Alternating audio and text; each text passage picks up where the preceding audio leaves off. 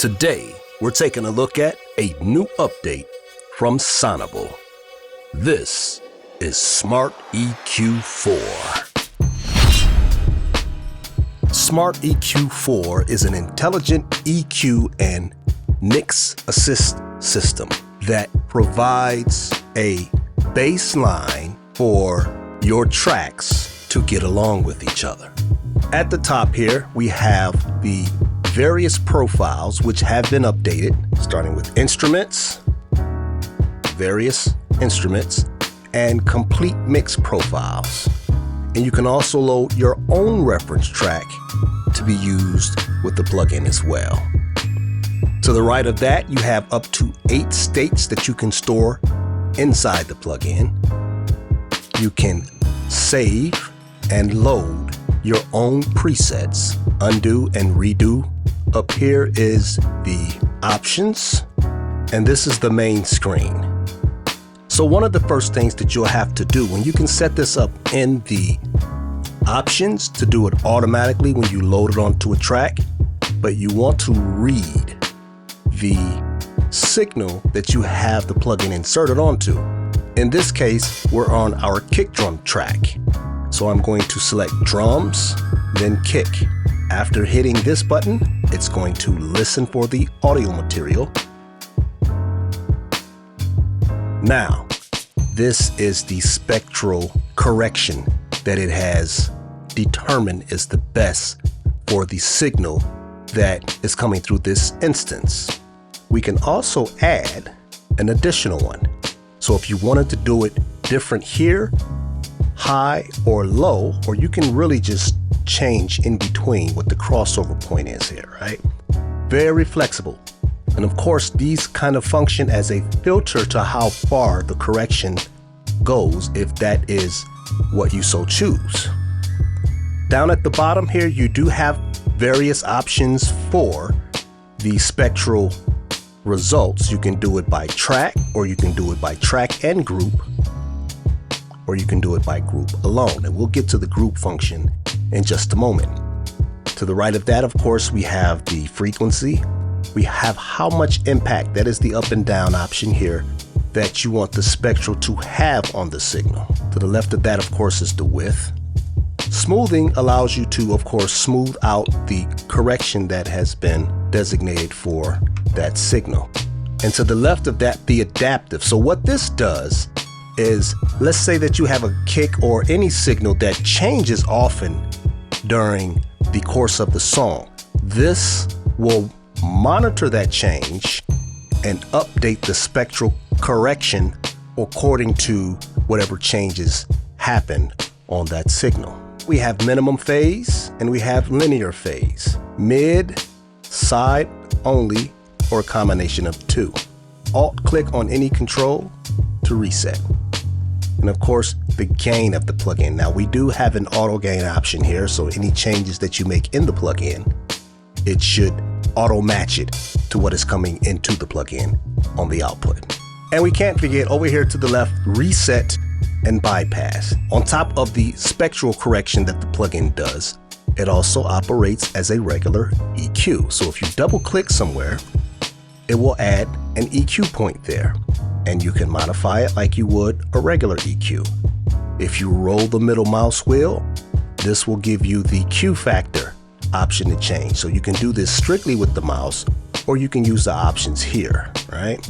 Or you can actually come down here at the bottom and change various things about that particular EQ band as needed.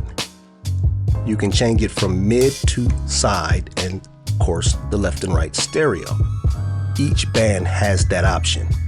To the right, you can change it from static to dynamic EQ, which is extremely powerful, right? For a workhorse EQ, in my opinion, for cleaning up tracks, this is the EQ to beat. Let's talk about the other powerful option that comes with Smart EQ 4. That is the group option. So in order for me to demonstrate this, I am going to pull up a second instance of Smart EQ. Now, I have this second one on the bass track. So we're going to choose bass. I'm going to capture the bass.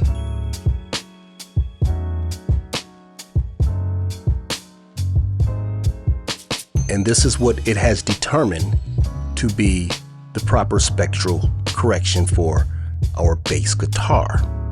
So now if I go to group, I'm going to name this drums bass. Now we have an instance of the bass in here, and we want to put the kick into this group. If we go here to add instance, however many instances that you have on your session, those will show up here.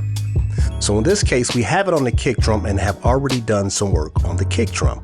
So we'll add that to the group and we'll come out of that.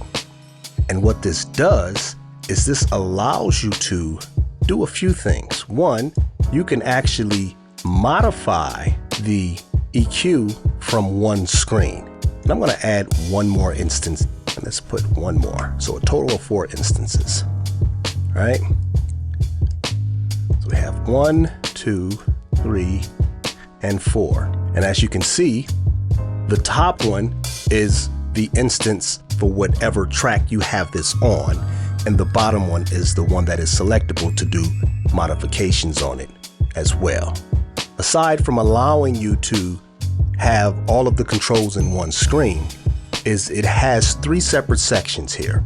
It has the front, the middle, and the back, right? So the front would be those that have the highest priority.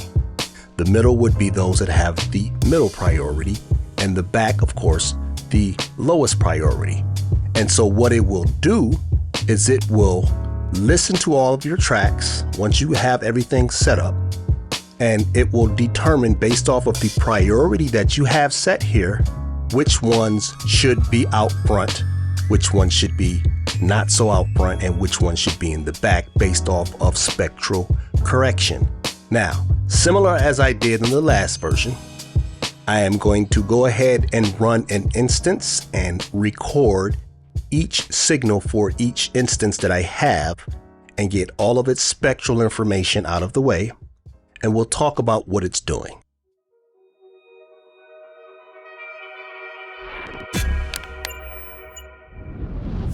The power is in your hand. Let's take a listen at what spectrally this thing has done. I'm looking outside of my window. I'm watching the day go by.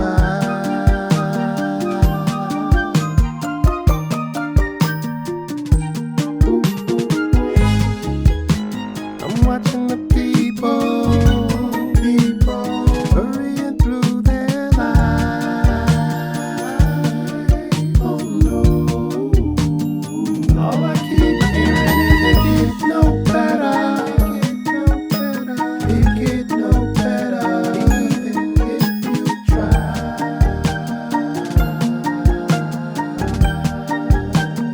All I keep hearing is it get no better. It get no better, even if you try.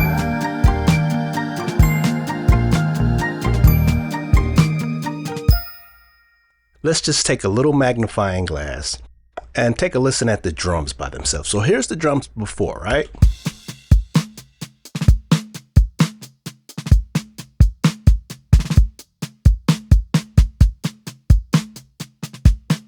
Now pay attention once I activate this.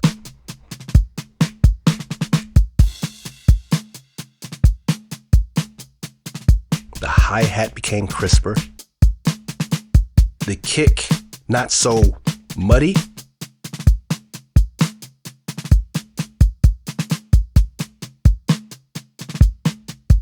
So it has a hardness to it right here, that kick. Right? The bass and the guitar.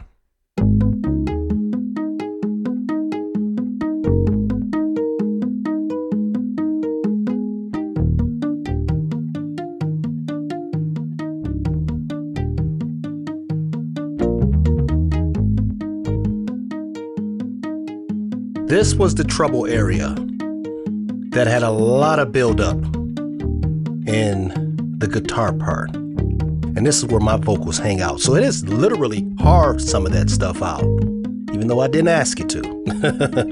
Once again, before.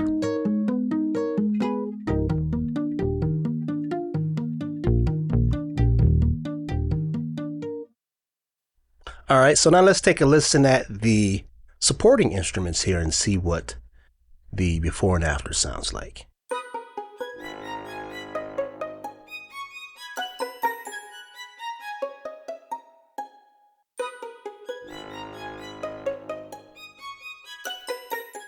All right, so we have put various instruments into various groups. The bass belongs to the low end group, which is the guitar, the bass, the brass, the low flute. All right, so it has done its deed here. For the high end group, we have the staccato flute, the pizzicato. This should be a Stradivarian staccato, not Strat. Trill flute, the hook string, and the glockenspiel. All right. And what you're looking at here is its interpretation of how to get these things to move away from each other, right? Spectrally. So now what we'll do is we'll take a listen at this, and we're going to listen to both the low and the high group and see what it decided between those groups of instruments, how it should operate.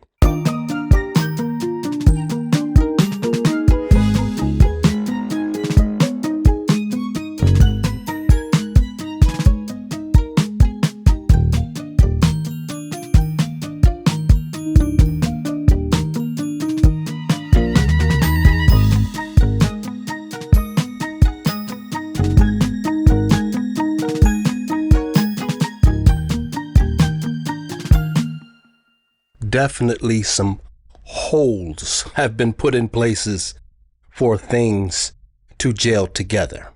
But let us move on to the vocal bus, the music bus. We're going to grab it. I'm watching the people hurrying through their lives. All right. So we have it captured. Now without, it looks like this.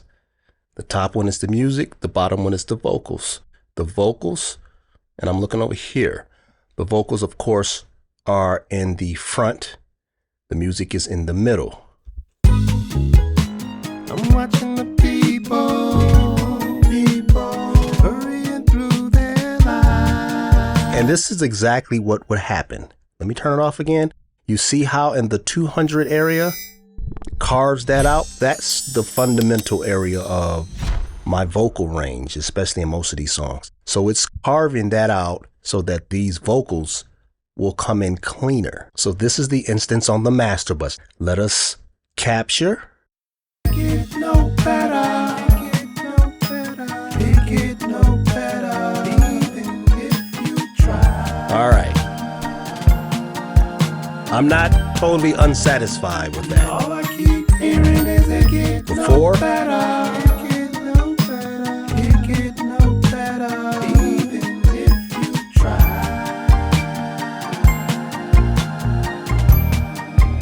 All right. Now, one last thing I want to look at is how the regular EQ portions work.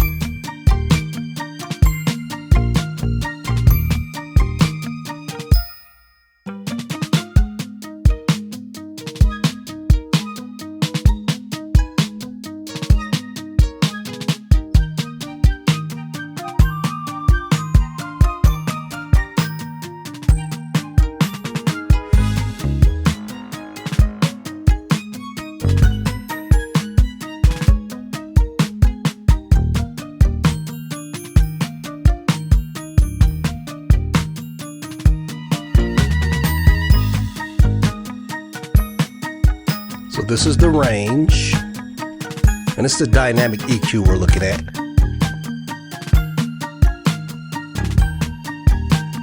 So this is how far you want the EQ to go, right?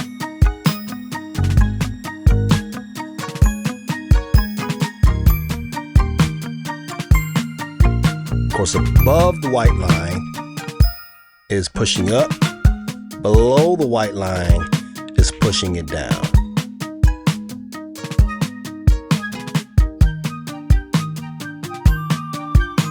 And of course, you have to change the threshold for how you want it to work. And you do that by adjusting it from what you see here. You also have ratio, right?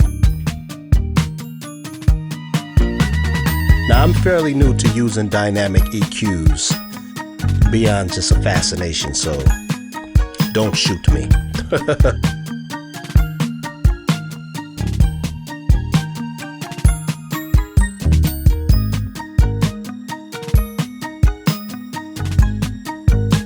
Change the slope type.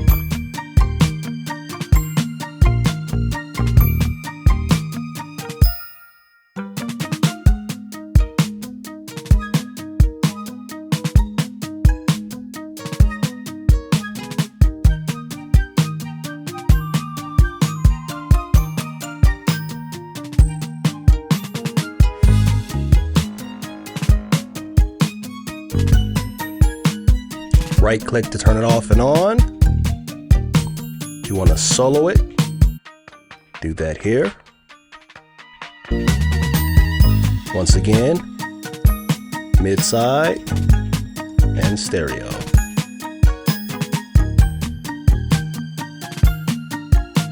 Auto gain. And that's across the whole entire plugin.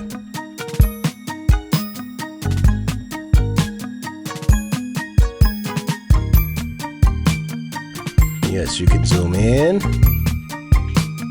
Let me get detail.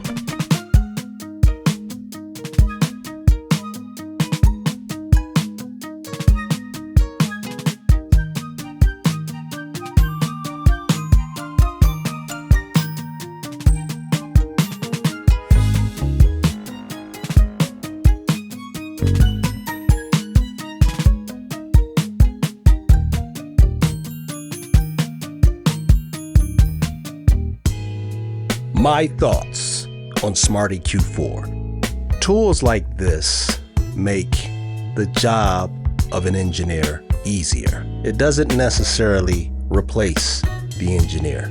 This gives you an opportunity to, instead of poking and prying through your mix trying to find out what's masking and unmasking it, this gives you the upper hand in that, and it reduces the time that you're working on a record.